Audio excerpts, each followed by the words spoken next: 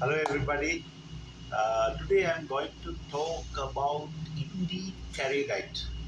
That is something which is very important to our life.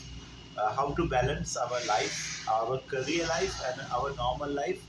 How to make it balance, right?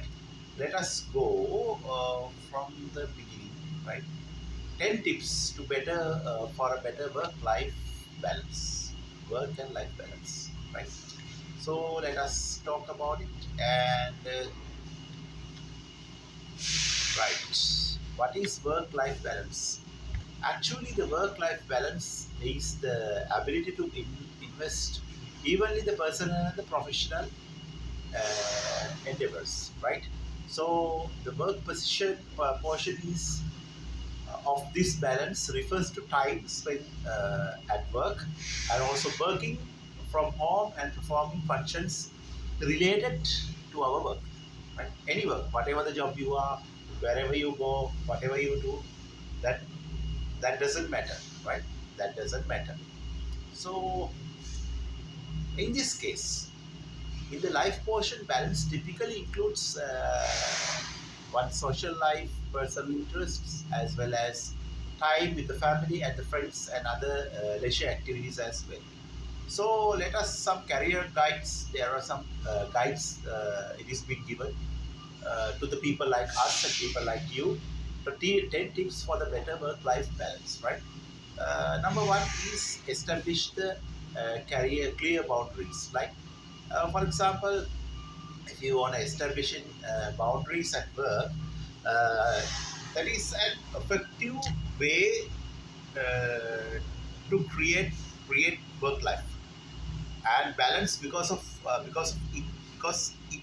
ensures you have time and space available for meaningful aspects in your professional life as well as personal life, because the possible boundaries include not talking, not taking work home, not checking work emails on weekends and leaving work time on time each days, and even if you are middle of a task, middle of something, some kind of a task, while there are likely to be occasional acceptations or last minute emergencies, and do you do your best to stick on those boundaries, right? That is the most important thing, and also discussing your desired boundaries with your manager, with your director, with your colleagues, and gain their support to uh, can help you feel comfortable implementing these practices, right? That's number one, very important. But if one thing, as I said you earlier, if you have some kind of a let's say you have some kind of a toxic people and toxic working environment, sorry for that. So yesterday, within 10 minutes, within a small my last video on my last video, I have uploaded already. You can see that on my channel. I'm sorry, and I already have explained about how to avoid this kind of people and the gossipians and all those things, in a toxic working environment and toxic people. And effective work-life balance required when you make your time count to actually affecting your work and life balance requires that you spend your time meaningfully in each of the respective spaces, by ensuring you spend your time outside of your work, receiving hobbies to do or doing activities that align with your values, and you can recharge your energy levels and feel more fulfilled, right? Actually, this also helps you more present at work and knowing that you have ample opportunities for a full life outside of the work as well, right? Similarly, if you are engaging and challenging meaningful aspects at work, or you will be more likely experience work as fulfilling, and thus find the both work and your personal life are valuable, right? and make it concrete commitments. Your commitment should be solid concrete, right? So most of the people don't have it, right? So most people are more likely to stick with their personal activities if they have made commitment of some kind, right? And also when it comes to the make concrete commitments, these could be sitting, also signing up for an exercise classes with a friend and volunteering the hostel to host friends at your house, or booking the ticket to a show, musical show, or something like that kind of things. And also making commitment your increase the likelihood and that you will follow the and uphold your intent to work in life balance, right? And also number four is scheduled ongoing activity, right? So related on when it comes to scheduled ongoing activities, related to the idea spending your personal time meaningfully. Also committing to a particular activity on an ongoing basis can help enhance your work life balance, because it gives you the direction to your personal activities by being consistent. And also you can build your skills, see progress over the time, and you feel more deeply connected with the activities and also in your personal life than if you only did something one at a time, right? So and the other number five is enlist a friend for help. Enlist a friend for help, right? How to make the balance your life, professional life and your personal life, right? So just as uh, committing a set activity of your increase your likelihood of your following thoroughly. So too will asking a friend to serve as an accountability partner or to join the activities with you. So possibly it's possible that your friend is also seeking a better work life balance and will appreciate your support in return, right? It's more important. Start small. Number six is start small. If work-life balance is a new for you, starting small can be an effective strategy that's manageable for you and your co-workers and friends who might need to adjust to your new partner patterns, right? An example of this could be establishing one work boundary and sticking with it in a few weeks before introducing to another one, right? That's much more important. Socially, it could mean making one weekly commitment and introducing others over the time. There is a time framework for each and everything. You may have to set up a time framework. Starting small increases that chances of being successful.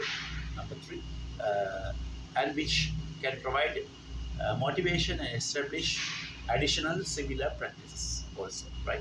And multitask. Number seven is multitask where you can, right? That's also very important, right? Although it may seem uh, counter counter initiatives, also multitasking can create a greater work life balance. Multitasking, right, can for certain individuals, not for everybody.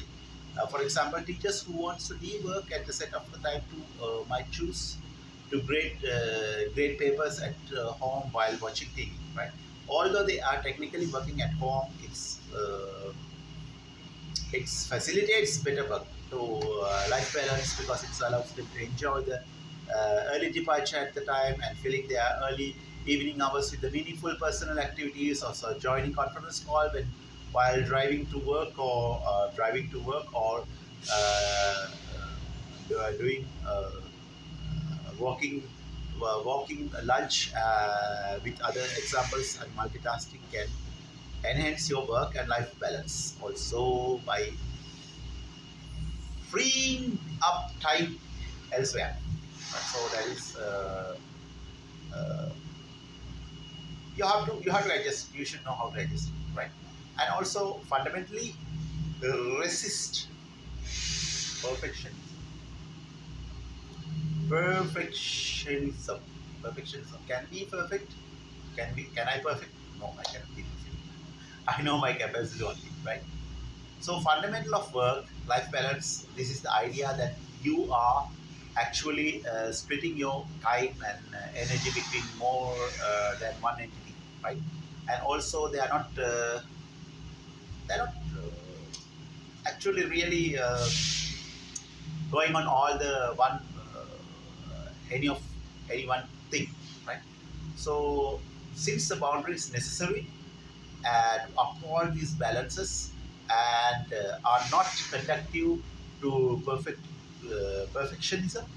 Also, it is helpful and acknowledge that early on. For example, picking your kids up from school offers you a meaningful work and life balance, then you should be okay with the leaving assignments as it when at that time of the day comes, right?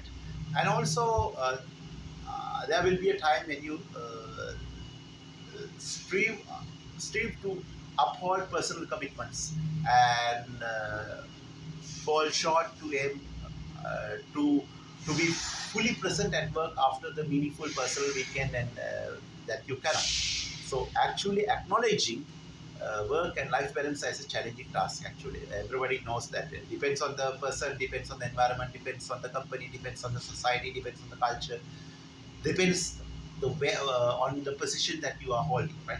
Depends on the responsibilities that you have,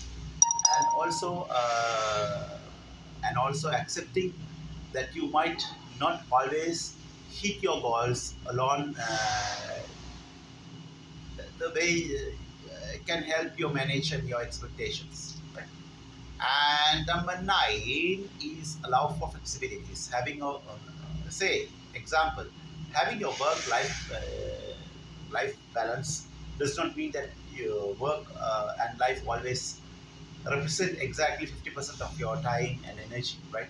There will be times when it is necessary to give more to one than the other, right? That's fine actually. Uh, what is important is that you are aware of your of the need for your balance for the balance, and you are establishing systems and infrastructures to support that, and you are flexible in creating a new route lines, routines as well as you need. Right? That depends on the person, right? And flexibility shows you to short-term adjustment and in a context in a bigger picture. That's also a very important thing. A great example of your working hours, even if you are typically work on 8 hours per day, meeting and out of town and friend and lunch or watching your child's holiday and concert might be leaving few hours early on only one day, being flexible to staying late to make up your for it, and another might help to personal and professional obligations. That's more important. And monitor your progress. Make a meter. Monitoring your progress. Number 10 is progressive your few months, and you can help to improve your work and life balance because you can identify what is working on, adjust uh, what is not, and maybe boundaries that you can implement it as being challenging and maintaining that, and you would like to adjust it and spend the time for the brainstorming and alternative and plan how to discuss and what your boss with your boss, right? There's more important things. Okay, take care, bye bye, and see you in another great video. Adios.